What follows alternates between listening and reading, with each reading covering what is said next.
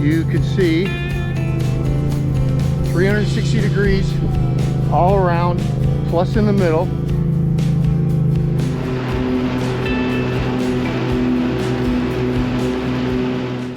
If you enjoy our videos, we sure would appreciate a thumbs up. And to those of you that have subscribed, thank you very much.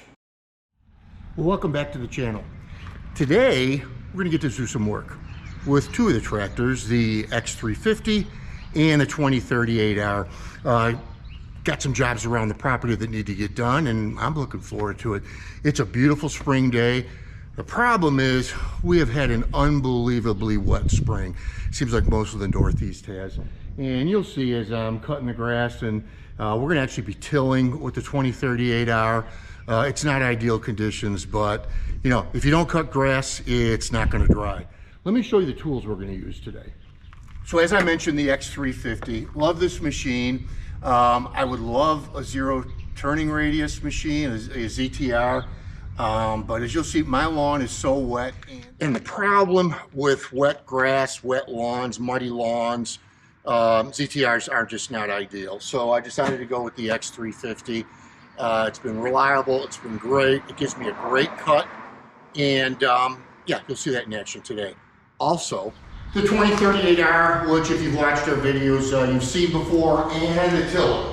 As I mentioned, we're going to be doing some tilling today. And looking forward to it. We actually did till in the fall. There's a video on that as well, and you see just how well this machine did. Our garden's not huge. Frankly, it's Tessa's, my wife's responsibility. It's what she loves to do. I'm allowed to build them, till them, and then I'm told to get out, okay?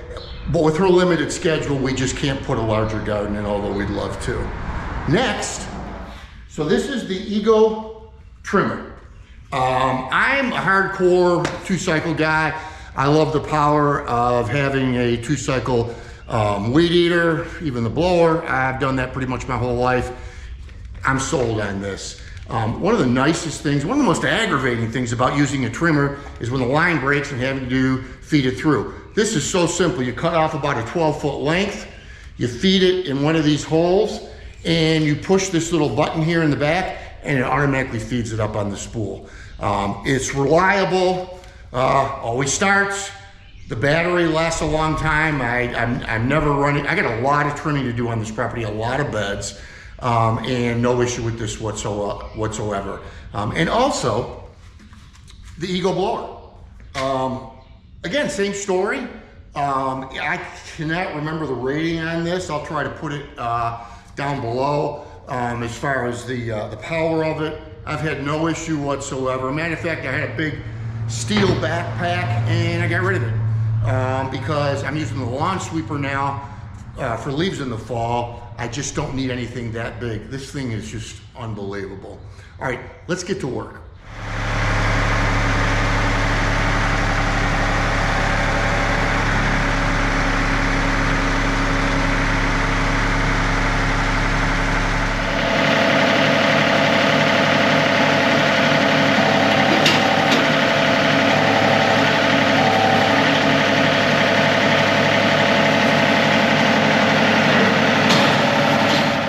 And of course, now what I've done is I've moved the PTO leveler all the way to the back, so it disengages the PTO and allows me to turn it as I'm wrestling with this and putting it on.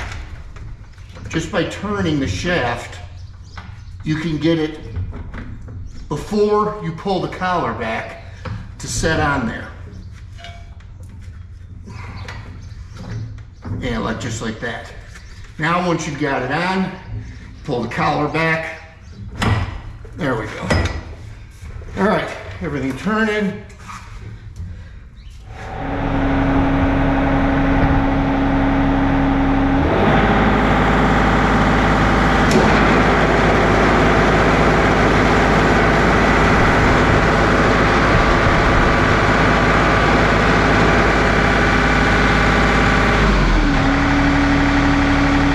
Yeah, by the way, I highly recommend that you now put the park stand up. Otherwise, you'll do what I've done and forget about it and bend it all up. I did that on a 1025R. So put it up as soon as you get it hooked up to the 3-point hitch. All right, now I'm gonna check the gear oil So you've got two screws right here, two bolts I should say. One is the oil level bolt rather. When you take it off, fluid should come out. It's not. Up here at the top is the fill, and we're going to add that. And there we go. We got oil coming out. So by the way, this is a Land Pride RT 3062. Now up here at the top, you do have a fill plug with a dipstick. And so I'm just confirming that we've got the proper oil level. And we do.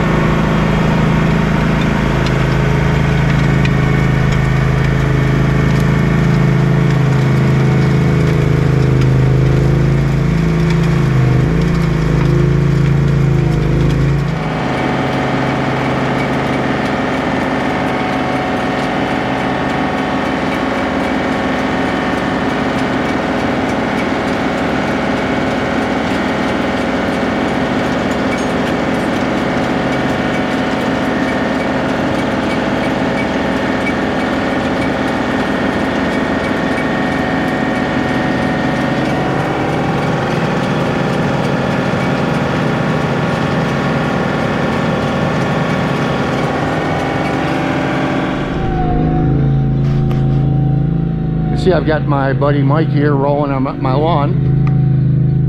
I have this done every spring.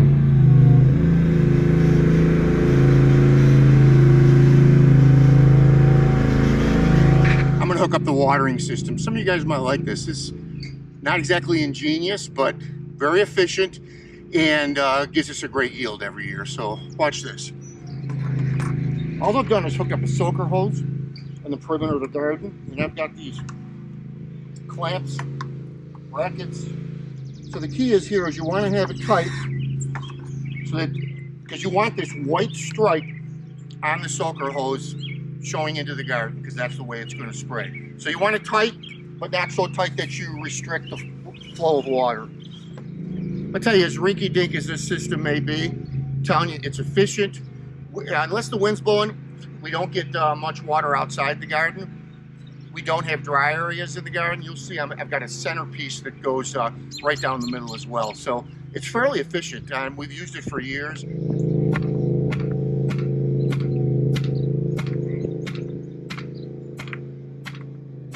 Starting at the gate and coming all the way around the perimeter of the garden.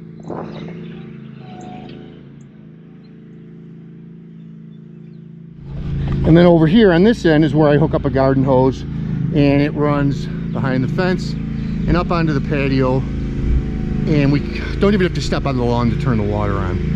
I'll show you where we are.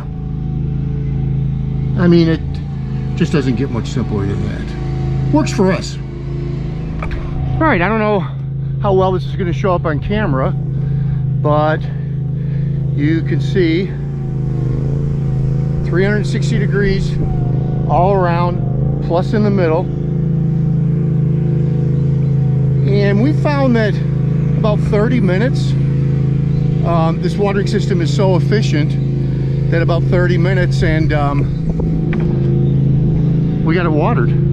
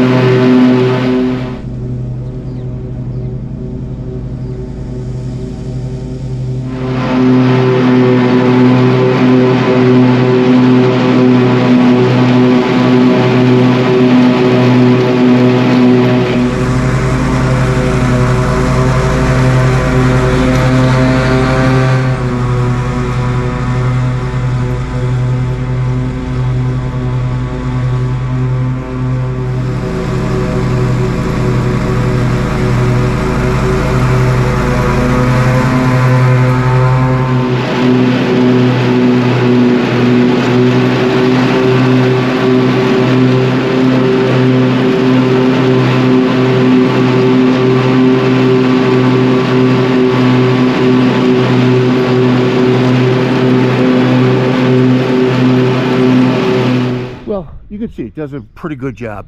This grass is wet, it's long because I just fertilized it, but machine does a good job. Hey, by the way, I've had more than one person ask me if I have an edger, and I don't. I use my string trimmer.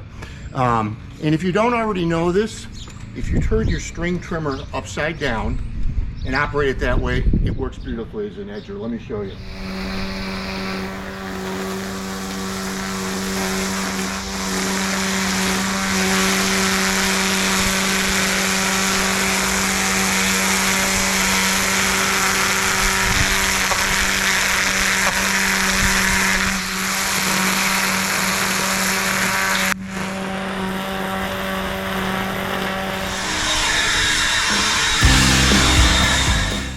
Well, that's it for this episode. Thanks so much for joining us. Again, thumbs up would be great, and we'll see you next time. And God bless you, and we'll see you on Tractors in Life.